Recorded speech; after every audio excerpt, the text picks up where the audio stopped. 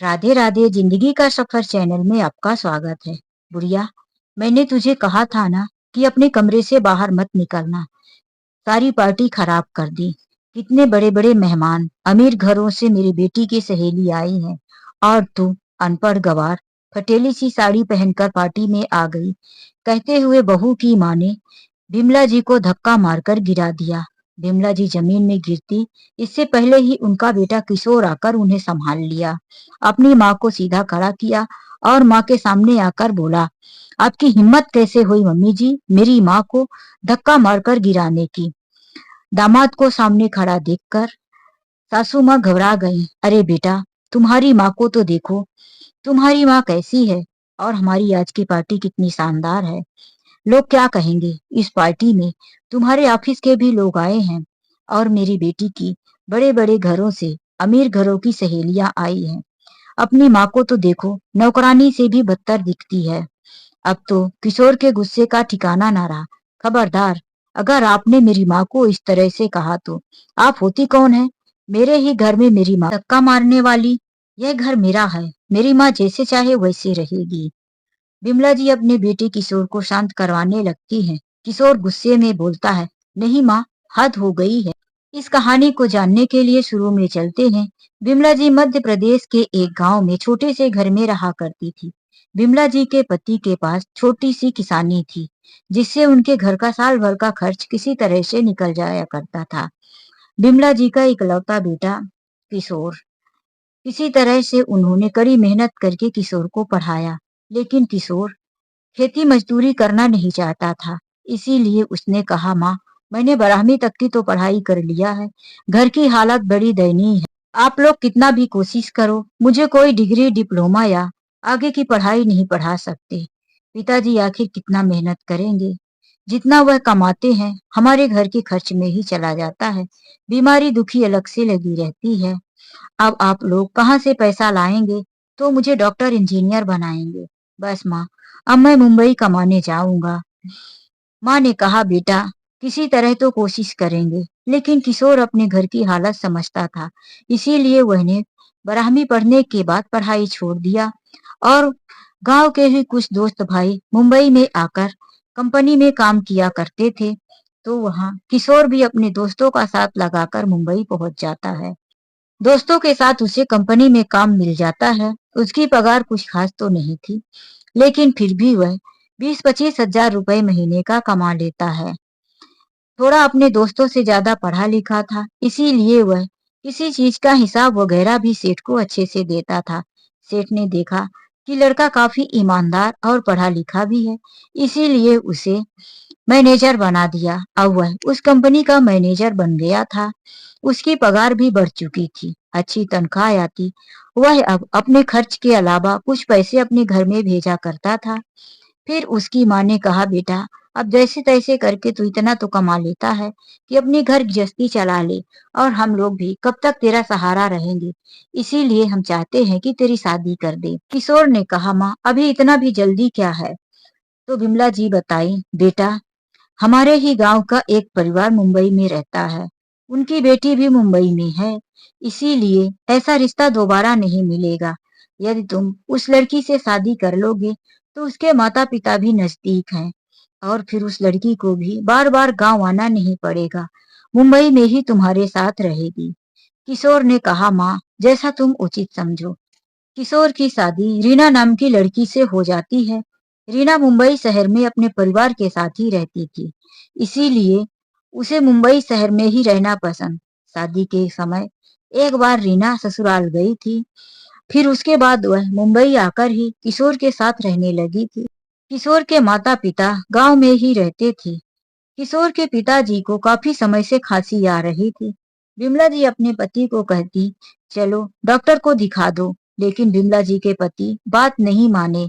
कभी तो वह तुलसी के पत्ते, अदरक, गुड़ और हल्दी डालकर काढ़ा बनाकर पी लेते, कभी लौंग भूंज कर, कभी कच्ची लौंग। जो जो गांव वाले बताते थे वही करते रह गए। यही करते करते 2 महीना, 3 महीना गुजर गया। उनकी खांसी बंद नहीं हुई। अब तो वैसी खांसी आने लगी थी कि 10-10 मिनट तक उन्हें सांस भी लेने को नहीं मिलता। खांस खांस कर उनका बुरा हाल था। फिर मजबूरी बस। विमला जी ने अपने बेटे को फोन करवाया। बेटा, तेरे पिताजी की हालत बहुत खराब है। 3 महीने से उनकी खांसी रुक नहीं रही है। वह हॉस्पिटल जाने का नाम नहीं लेते। अब तू ही आ कुछ कर। किशोर जैसे ही सुना, वापस अपने गांव आ गया और अपने पिताजी को तुरंत हॉस्पिटल ले गया। डॉक्टर उन्हें बोले कि 3 महीने से खांसी आ रही थी। आप लोग इतना देर क्यों कर दिए? इन्हें हाई लेवल पर टीबी हो गया है। टीबी जैसी खतरनाक बीमारी को सुनकर बिमला जी बहुत घबरा गई। तो डॉक्टर बोले, इसका इलाज है, आप घबराइए मत। इन्हें 6 महीने की दवा दीजिए। 6 महीने का कोर्स होता है और इन्हें प्रोटीन वाली चीजें खाने को दीजिए। खाने पीने में काफी परहेज कीजिए। इन्हें तेल मसाले का बिल्कुल खाना मत दीजिए। बिमला जी अपने पति को परहेज करने को कहती, लेकिन बिमला जी का पति भी बहुत ही अलग जिद्दी टाइप पर थे। वह कभी अपने जीवन में दवाइयां खाए नहीं थे।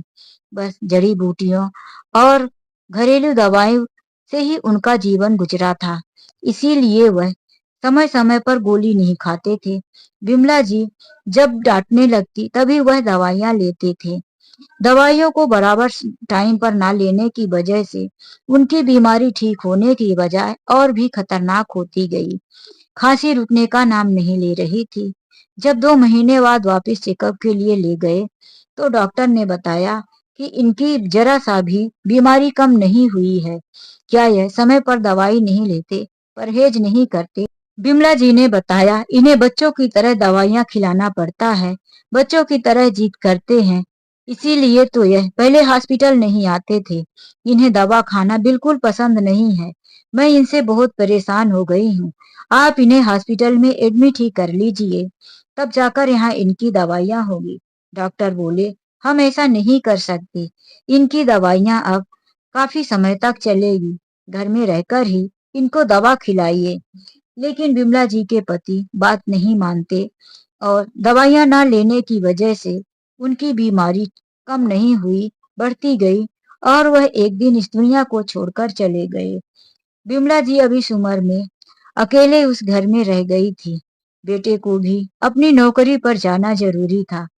उधर पत्नी भी अकेले थी। इसीलिए पिताजी के 13वीं पर दोनों पति पत्नी सिर्फ 13-14 दिन के लिए आए थे और फिर चले गए। किशोर अपनी माँ को बहुत प्यार करता था।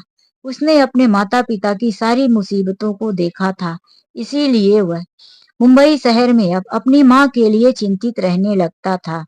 वह अपनी माँ का पूरा खर्च व्यवस्था तो गांव में करके जाता था, लेकिन फिर भी उसे माँ की चिंता सताती रहती थी। माँ की अचानक से तबीयत खराब हो जाती तो किशोर अपने दोस्तों या गांव के लोगों को कहकर हॉस्पिटल भिजवाया करता था। यही करते करते पूरा 3 साल गुजर गया था। किशोर मिलने आता था तो माँ कह देती थी, बेटा अब तू जा, मैं यहाँ अकेले रह लूंगी। किशोर मजबूर था। पैसों की भी जरूरत होती थी, इसीलिए उसे नौकरी पर जाना जरूरी था। लेकिन किशोर की पत्नी इतनी खतरनाक औरत थी कि जब भी किशोर गांव आता तो आते ही कह देती थी, तुम जा तो रहे हो लेकिन ध्यान रखना, अपनी माँ को उठाकर यहाँ मत लाना।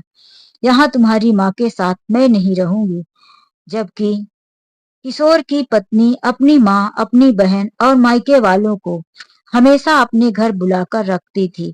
नजदीक में मायका होने की वजह से कभी तो वह खुद पहुंची रहती थी अपने मायके वालों से। उसका रोज का मिलना जुलना, बातें करना, यह सब चल रहा था। और वहीं किशोर की माँ अकेली गांव में थी तो उसे एक दिन के लिए भी अपने घर आने से मना कर देती थी। किशोर जाता और अपनी माँ से मिलता, उन्हें 2 महीने 3 महीने के राशन पानी की व्यवस्था कर देता और वापस चला आता। लेकिन अब माँ की भी तबीयत खराब रहने लगी थी। किशोर को बार बार यही चिंता रहती कि माँ को कहीं कुछ हो गया तो मैं अनाथ हो जाऊंगा। पिताजी तो बीमारी की वजह से इस दुनिया से चले गए।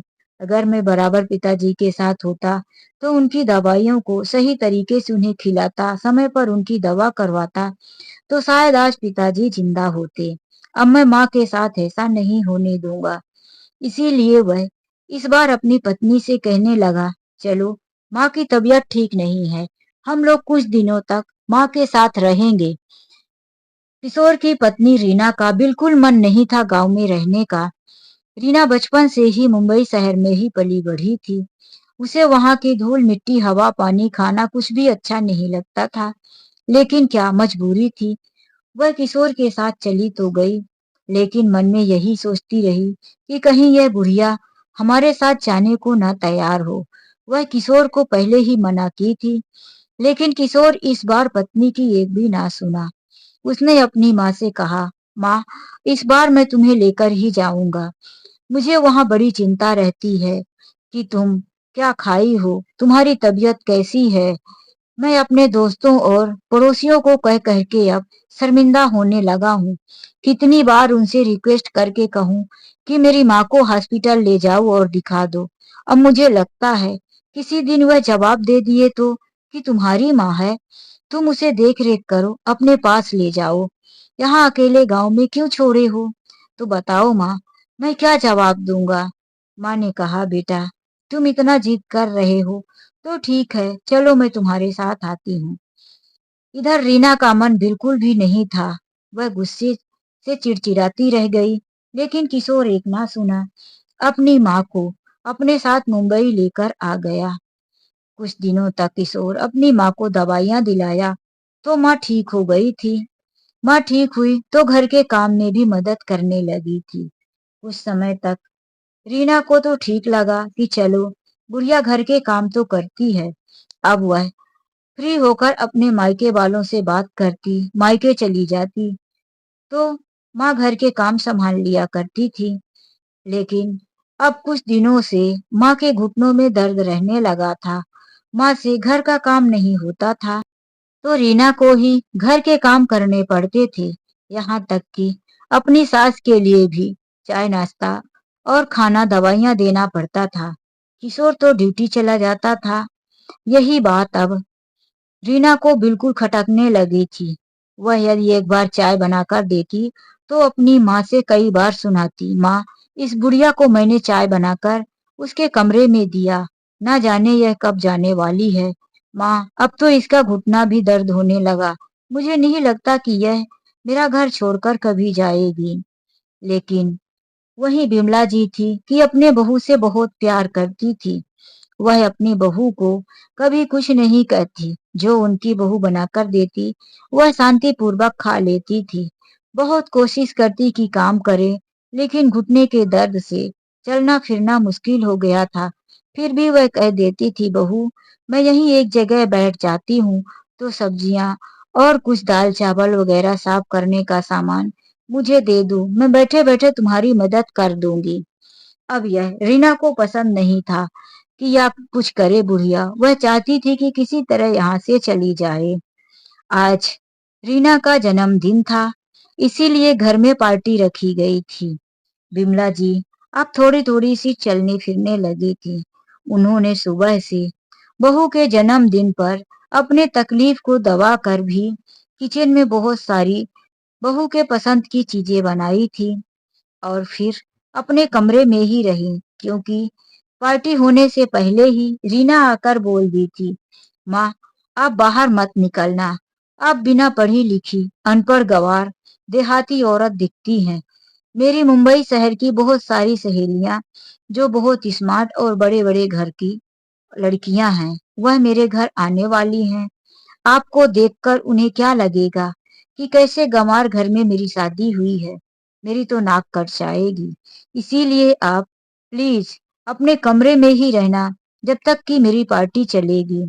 और बिमला जी ने ऐसे ही किया जैसा बहू ने कहा था। बाहर पार्टी चल रही थी और बिमला जी अंदर अपने कमरे को बंद करके कमरे में लेटी हुई थी कि उनका बेटा किशोर आया। कमरे को थपथपाया, माँ ने खोला। माँ, घर में पार्टी चल रही है और तुम घर का दरवाजा बंद करके अंदर बैठी हो। चलो, तुम भी चलो, तुम बाहर क्यों नहीं आई? नहीं बेटा, मेरी तबीयत ठीक नहीं है और वैसे भी यहाँ सब स्मार्ट लोगों की पार्टी है। मुझ बुढ़िया देहाती का क्या काम है इस पार्टी में? मैंने कभी पार्टी वार्टी में नहीं गई ना, तो मेरी आदत नहीं है। नहीं माँ, मैं एक नहीं मानूंगी। कल से तुम लेकर आज तक पूरा दिन सारे घर के कामों में लगी रही, कितनी तैयारियां की रीना की पार्टी के लिए, और अब बोल रही हो कि मैं नहीं जाऊंगी। बिमला जी ने नहीं बताया कि बहू ने मना किया है। जब किशोर जिद करने लगा तो बिमला जी ने बोला, बेटा तू भी ना अभी भी बच्चों की तरह जिद करता है। अच्छा ठीक है, चल, जब तू मेरे बिना नहीं जाएगा तो मुझे जाना ही पड़ेगा। बिमला जी अपनी लाठी उठाई और टेकते हुए अपने बेटे के साथ बाहर निकाल आई। तभी अचानक से किशोर का फोन बजने लगा। उसने फोन उठाया और पार्टी की आवाज जो म्यूजिक की आ रही थी, उससे उसको आवाज सुनाई नहीं दे रही थी, इसीलिए थोड़ा आगे दूर जाकर वह बात करने लगा।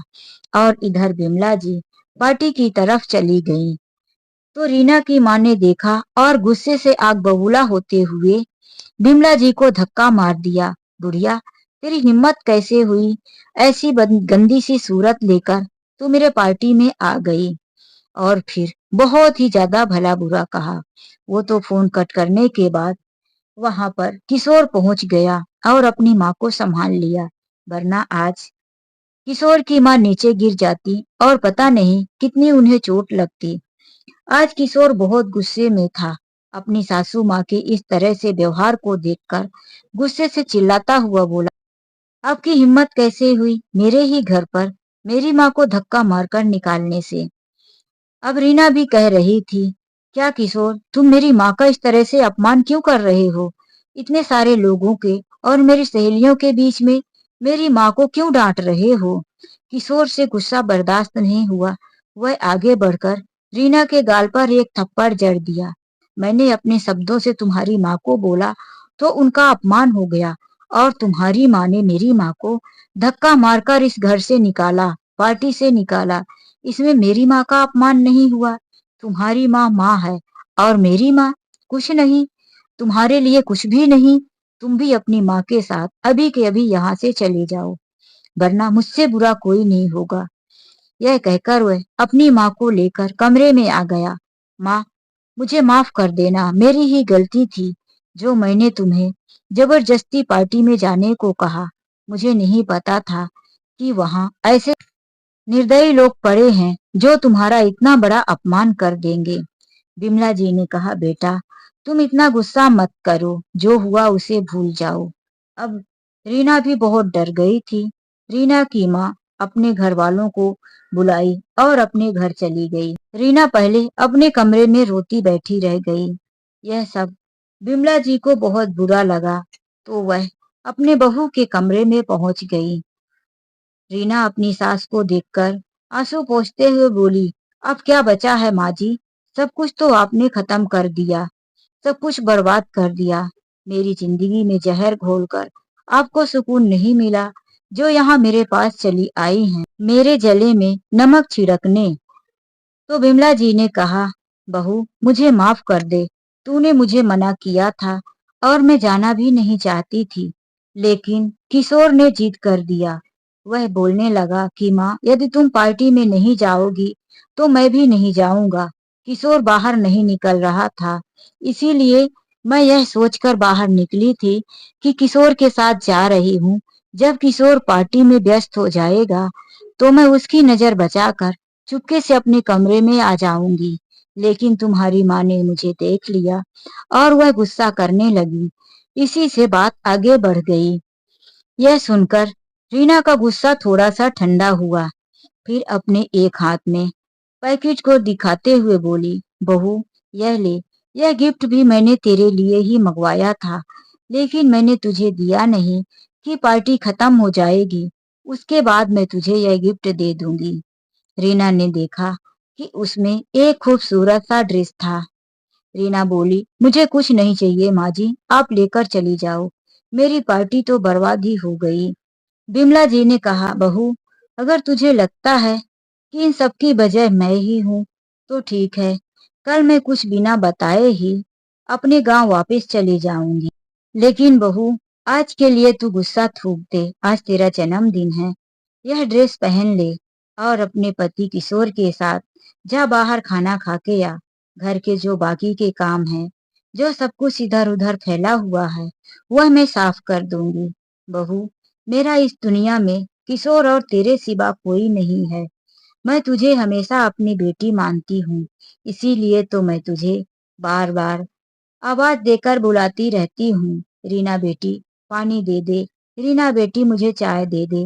बेटा, पानी और चाय तो मैं भी ले सकती हूँ, लेकिन जब तू मेरे पास आती है तो मुझे बहुत अच्छा लगता है। किशोर तो ड्यूटी चला जाता है, मैं अकेली रह जाती हूँ, तो बार बार मैं तेरा साथ पाने के लिए तुझे आवाज देकर बुलाती रहती हूँ।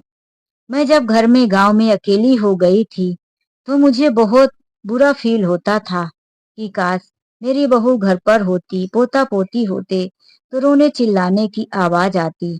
मेरी बहू होती तो मुझे बेटी की कमी नहीं होती। लेकिन यहाँ आकर भी मैंने देखा कि मेरे आने से तू खुश नहीं है।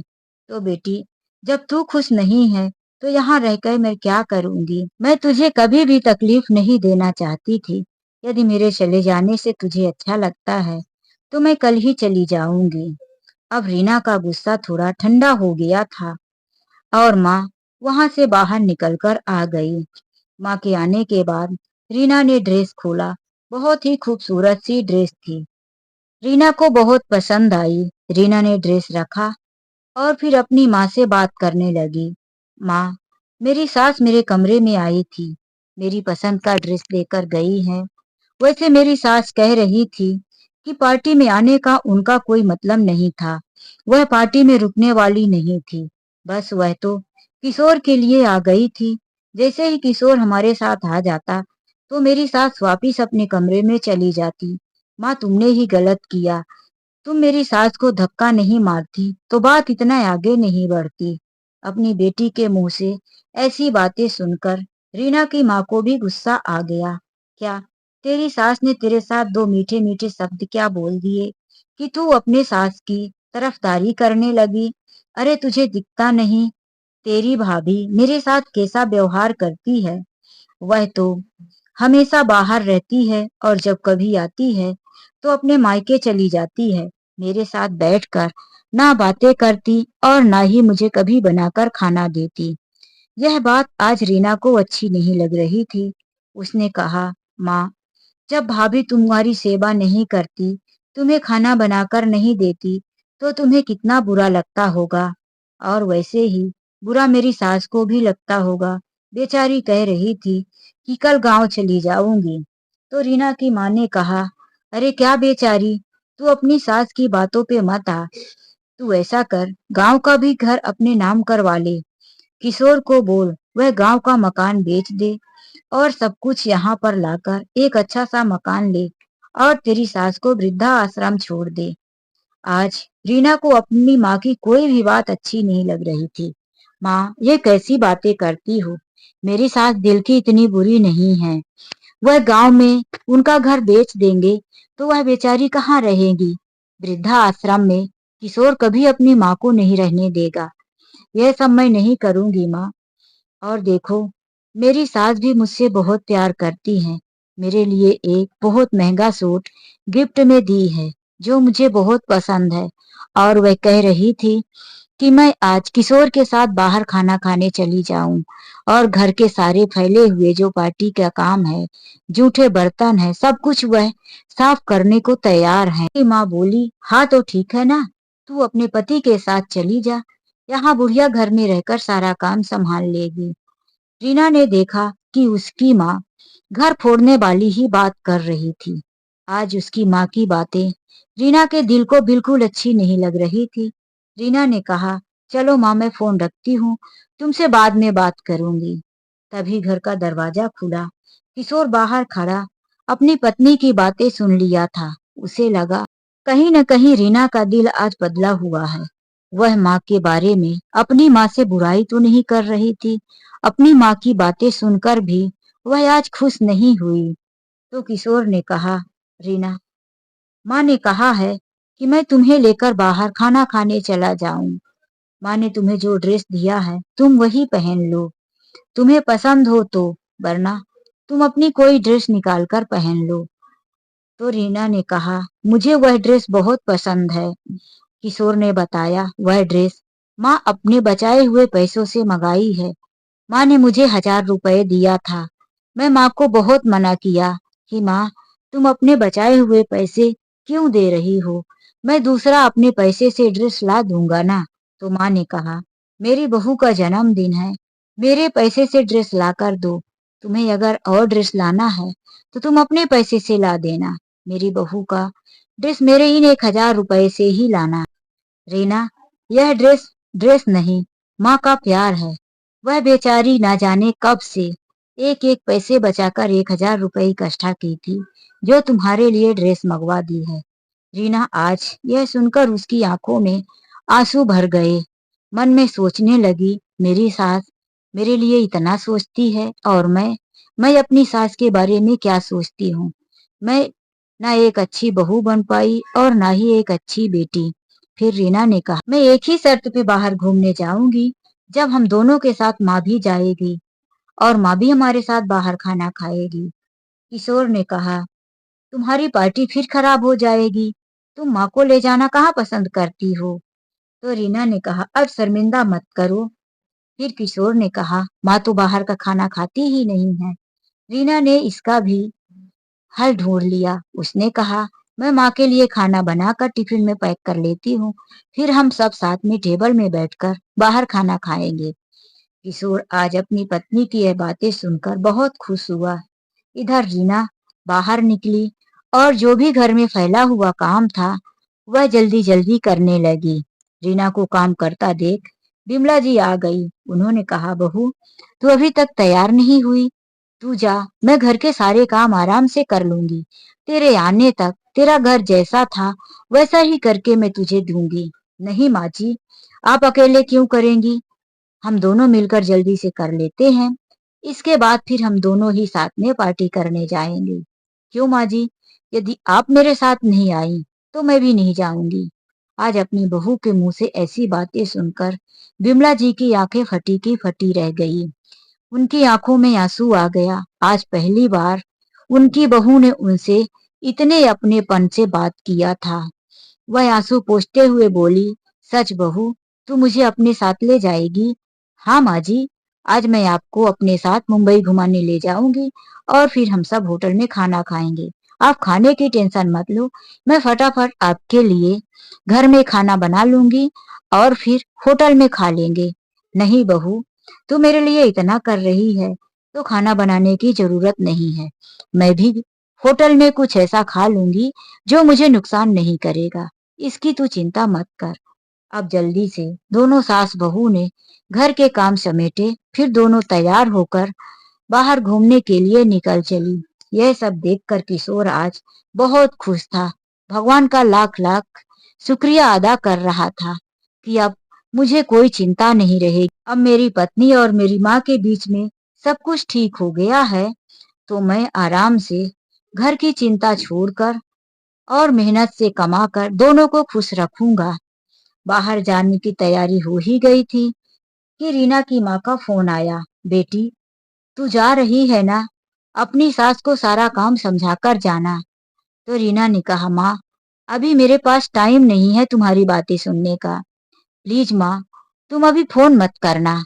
मैं बाहर से वापिस आ जाऊंगी और जब फ्री हो जाऊंगी तब तुमसे फोन पर बात करूंगी। हाँ माँ, हो सके तो तुम अपने घर पर ध्यान दो, अपनी बहू पर ध्यान दो, तो तुम्हारे घर में भी खुशियां आ जाएगी।